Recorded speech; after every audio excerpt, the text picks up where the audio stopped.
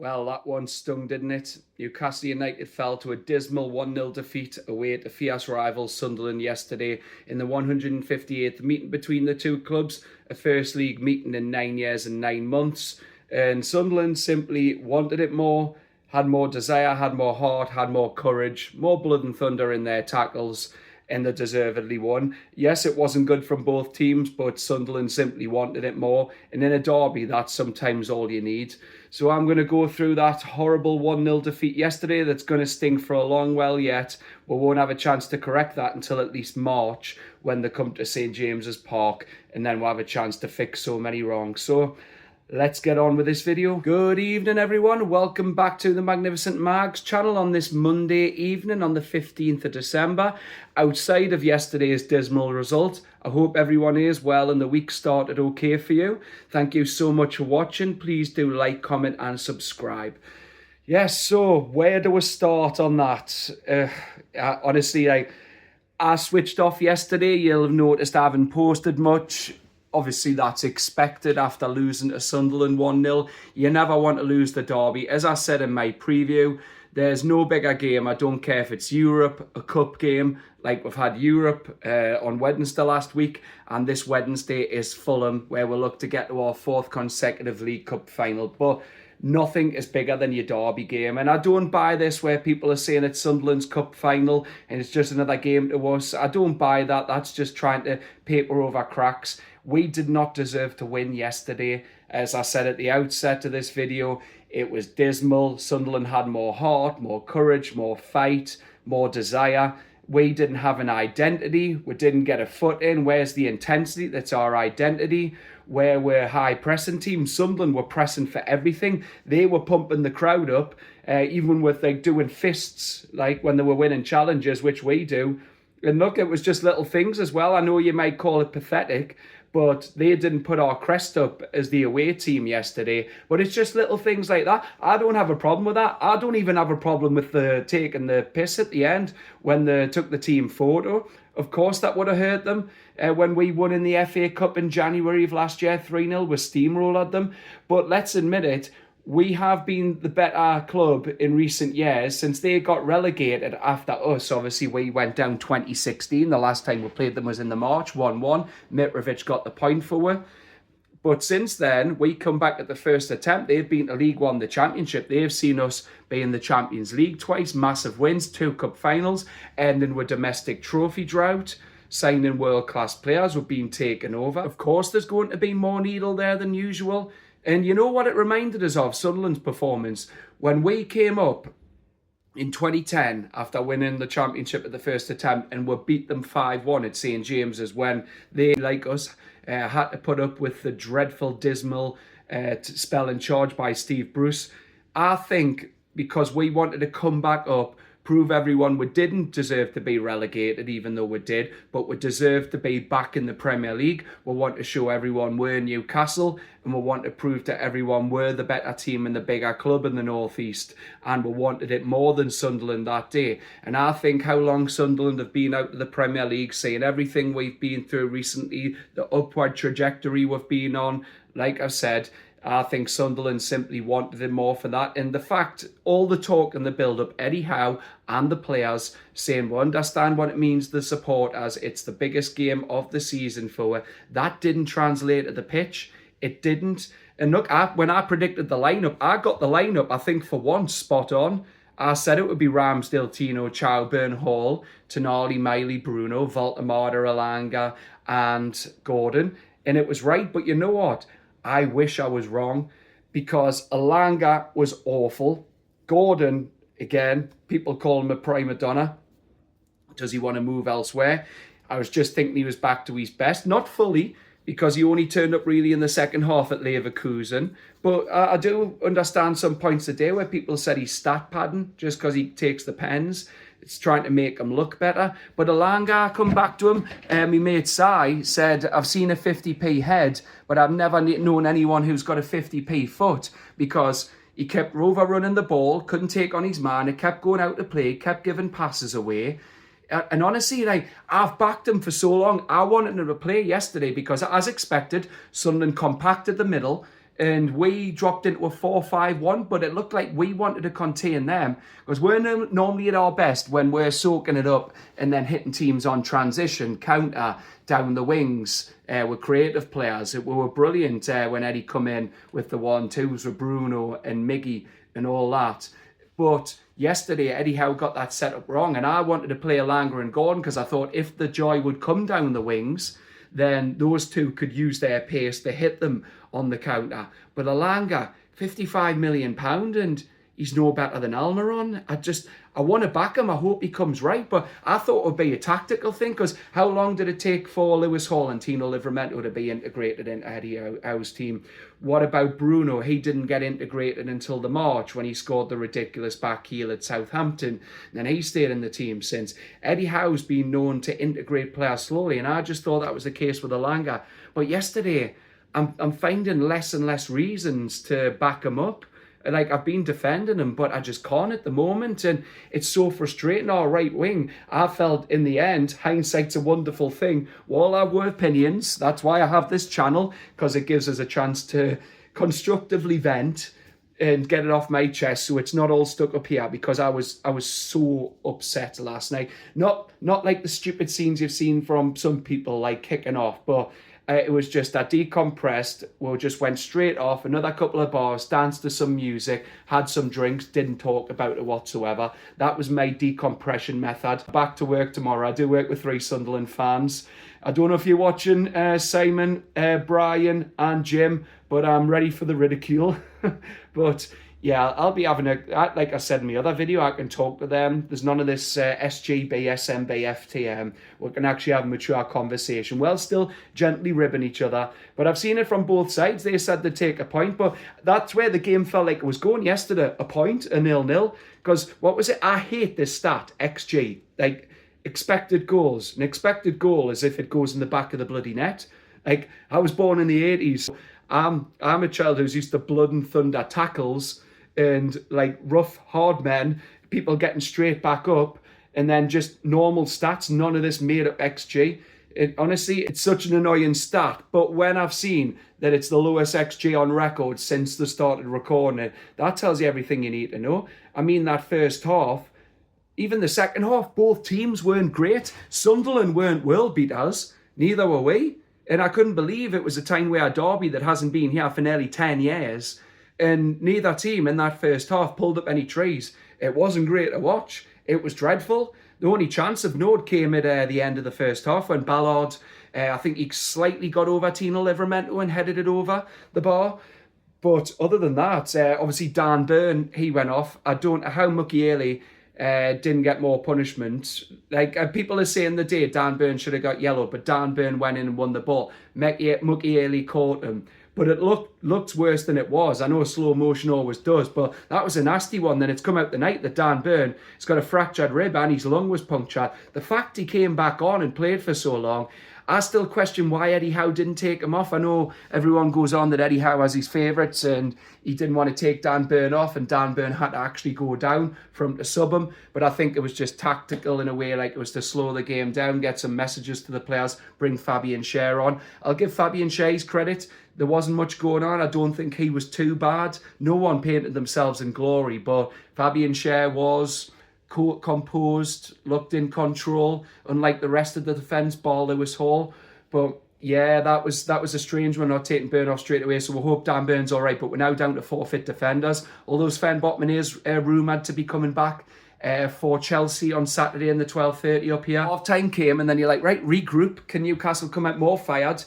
Have maybe another talking to like Eddie Howe did in midweek, worked out Leverkusen, but then Sunderland, and then the goal. Long throw came in, Chow got a good header on it, Gordon didn't head it away far enough, it was poor, and then it came back out wide, Hall didn't stop the cross, and then Voltemada. And I think Voltemada, being a striker, his instincts to normally like get a flick on like that, I think he thought he was a bit further ahead of the near post, but then obviously he realised he wasn't, and it was a great head off the underside of the bar. It's just a shame it was at the wrong bloody end.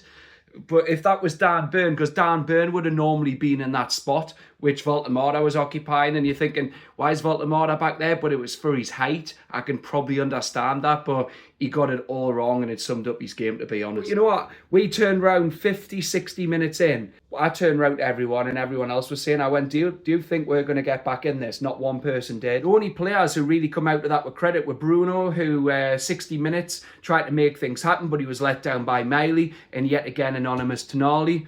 In hindsight, like I said, I wish that Joe Linton started, because I thought he was a red card waiting to happen, but it was probably his game. It's normally made for him. I just thought Miley deserved his chance because he's played well in most games he's played this season, and he's shone in Germany at midweek. But yeah, it's Bruno tried to make things happen, but in the end, even he couldn't get anything out of it for her. I felt so sorry for him. Yes, he's got to do his talking on the pitch, but I understand his emotional post-match comments. I'm totally with him there. It was embarrassing. It was dreadful. I'd say Lewis Hall, he was progressive, tried to get up the pitch. They doubled up on him. He was neat with his touches, the way he could wriggle free and get up. But like I said, he didn't get them closed down enough before it led to the goal in the first phase of play. And I thought Harvey Barnes, he could have got in the box a little more, but he done more than Gordon when he come on, because he was unfairly shunted to the right in Germany.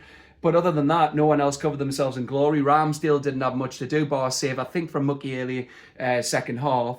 Malik Chow still wasn't his greatest game, but a couple of decent tackles, but even he wasn't that impressive. Tino Livramento kept giving the ball away. We were like, Tino, get your head in the game. And he just kept losing it. And every time he got up the pitch, he'd just run it out to play. And then when he did get into good positions, no one passed to him. Like I said, the midfield lost the battle. I can see why Jacques has been a good signing for them, watching him for a full 90 minutes. He was good. You can see that his legs around him were Lefay. And I can't remember the other player who's in there with him. But it's like he's, obviously with his age, he's the screener. And then you've got legs. And then the creator is Lefay. And I'll give credit to their fullbacks. I felt Ronaldo completely pocketed Elanga, which wasn't hard. Elanga was awful. And what does Jacob Ramsey need to do, honestly, to play? That's more money down the drain. That's nearly £100 million, I believe. And then you go to the other side as well. I did feel their fullbacks played well. They contained Gordon. Gordon thinks he's this mentality monster after he'd done the interview with Gary Neville down Whitley Bay. But we're not seeing it enough. They need to do it more consistently. The only thing Newcastle are consistent at is inconsistency. It's so frustrating. And they say, oh, Wednesday night's a chance to right or wrong, turn a corner, get the season up and running. But it's the same story. We've said this all season. The next game. And then we take one step forward and then it's 2 steps back. Like the song goes, 1 step forward and 2 steps back. Like, it's so frustrating. We just can't get a run together. I know you can say that's most of the league can't get a run together, other than maybe Arsenal, City recently, and Aston Villa. But fatigue's not an excuse. The only player I can give credit to yesterday who was probably fatigued was Voltemada. He's had to play so much, and obviously Wissa was unwell in the week. But he looked dead on his feet. Dan Ballard and Alderete at centre-half, they marked him out the game, which is credit to them. He's not an aerial man. He wasn't winning them. And when he did get it to his feet, they were crowding him out, and he was losing it. Couple of nice touches, and then his goal summed it up. So they'd done a job on him. But credit to them. I'll give them credit. But yeah, fatigue, other than Voltemada, it's not an excuse. Villa have got a smaller squad, and look what they've done. They went to the Europa League game in midweek. On Thursday, they had 1 day less than us after Leverkusen, and then they went and won yesterday 3-2. So you can't use that as an excuse. Eddie Howe and Unai Emery were the favourites for this job, and it went Eddie Howe after Emery turned her down. I know it's probably worked out better in terms of being in the Champions League, but it's only because of the final day. That I know we won 6 out of the last 8 games, but our form's worrying, and I feel our away form's going to cost us. But it was Villa bottling it on the final day that got us Europe, when we lost to Everton. So yeah, it's just so frustrating. It's really frustrating. But no heart, no courage, no desire, no fight. Sunderland wanted first balls more. They wanted second balls more. They wanted aerial challenges more. Blood and thunder and the tackles. Like I said, that poor Dan Burn, broken rib and punctured lung. But yeah, it's just so frustrating. There was no fight. And the minimum you put into a derby is fight and commitment and graft you run. Sunderland were chasing with for everything. And it was so dispiriting to see. And in the end, I just, like I said to the lads and lasses we're with, do you feel like we're going to get back in the game? Everyone was like, no. And we were proven right. I was not surprised at the end to see Sunderland go out 1-0 winners. And the only fight that really came at the end was a bit of pushing and shoving. Where was that earlier on? Where are these mentality monsters? And Eddie Howe has to take his share of the blame. I'm not in this party who's reactionary. Mine's not knee-jerk. I still believe Eddie Howe is the right man, and he's got to find the answers. He still has that credit, but we're away form's going to cost for Europe. And I understand people saying Wednesday's massive. Of course we should beat Fulham. We're under the lights. But we've got to earn the right to do that. We've got to stop this talk about, oh, just results will do. No, performances need to come back now, because away form is going to cost us Europe. And I know it's just 12 miles down the road, but it's still an away game. And yeah, it might be a case of we get back to the cup final, we defend with trophy. That could still conceivably happen. But do I fancy you over 2 legs with the teams who are left at this moment in time? No. And that might be a backdoor, yeah, if we defend with trophy to get in the Europa League. Because I know we're only 6 points off 5th. It could be enough this season, but we're probably looking at 4th, and we're still off the pace for the Champions League places. We're staying 12th, but Sunderland are now 4 points above that we haven't beaten them since 2011. It's just the stats are awful. The stats are awful to read, and they'll be loving it. And you know what? It's fair play to them. They've got the bragging rights. They were the better team. I've got no complaints, and that's what's annoying. But sorry to get off track. Eddie Howe has to take his share of the blame. He's got his team wrong. He got his subs wrong. He got his tactics wrong. 4-3-3 now. I think it's been exhausted. We've wringed every last drop out of it. It's too predictable. I felt he should have went with 4-2-3-1 with maybe a double pivot. Then you've got the freedom and the protection for your players to get forward. But 4-3-3, when it's the same players and he's not using his squad despite having significant backing, what's the point of Jacob Ramsey? And then Wissa not coming on. The only chance he got, I think, was Murphy's cross. The only one who was putting decent crosses in when he come on for the ineffective Alanga. He just missed getting on the end of that. But yeah, Eddie Howe got all that wrong. His subs were wrong at the wrong time. I feel he's reactive more than proactive. Like I said, he's not adaptable. Should have changed his formation. He stuck to 4-3-3. Then he took Nick Voltemada off. Well, I know Voltemada wasn't getting any joy, but why not go to a 4-4-2? Everything else is coming back in fashion. Long throws, like crosses, like instead of tippy-tappy football that Guardiola's like brainwashed on all these managers. Not all teams can do it like his City can or Barcelona could. All you need to do, go for 4-4-2, Wissa or Voltemada. That would give them something to think about. But you're taking a tall man off, then against strong, tall centre-halves, you bring the little man on. Wissa got nothing out of Ballard and Alderete too. So yeah, it's just one of those games. It's no heart, no desire, and it's so frustrating. So frustrating. But got to get ourselves up for Wednesday night. I will be up for it. I'll say I'm not. I said earlier in my WhatsApp group, like, can it not be a bigger gap between games? Because I felt so frustrated today. Like, I woke up this morning still a little upset, but obviously I've calmed down. I'm not upset, like I said, angry, just upset that it just didn't look like we give a crap. And that's the worst thing, not giving a crap in your local derby. And now Sunderland have opened up a gap on we. And yeah, I just don't know how the season's going to pan out. Because we've got Chelsea coming at the weekend. Cole Palmer's class, he's back in form. But then Fulham have got form again. They got a win at Burnley. They've won a few games recently. Marco Silva's turned it around there. That's not going to be easy. There's no easy games. I mean, even if Cardiff got through, I wouldn't say we're getting past Cardiff in the semi-finals the way we're playing at the moment. But yeah, I'm just very frustrated. Just very, very frustrated that we didn't even turn up. Even if we put in the heart, the commitment, we tried, and some things didn't come off and we're still lost. You can understand, even though no one likes losing a derby game, you hate it. But yeah, it's just the fact we didn't try is what gnaws at me the most. But anyway, that's it from me for now. Thank you so much for watching. I'm sorry that it's been a bit of a constructive rant, but there's nothing positive to talk about in that performance other than maybe 6.5 out of 10 for Bruno, Hall and Harvey Barnes. But other than that, Eddie Howe has to take his share of the blame, like I said. But yeah, that's it from me for now. Thank you so much for watching. I hope everyone has a good week, and I'll be back with my post-match reaction after Fulham on Wednesday. Please like, please comment, please subscribe. Take care, stay safe. Bye-bye.